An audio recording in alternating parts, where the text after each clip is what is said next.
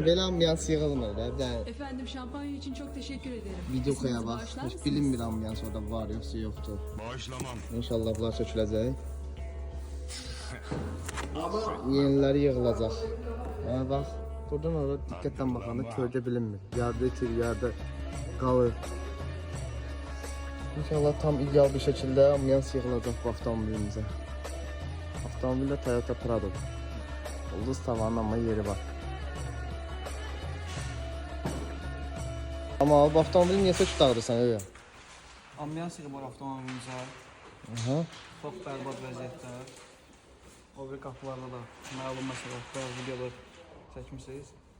Yəni çox bərbad vəziyyətdə ambiyans yığıb avtomobilə və yenidən bərpa edəcək bu ambiyansları. Tam ideal bir şəkildə də, hə? Nəticəsi də axırda göstərəcək.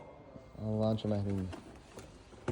Yəni bərbad günə qoyublar avtomobilin ambiyanslarını. Yığmaq istəyiblər, prosto sızdıramayıblar.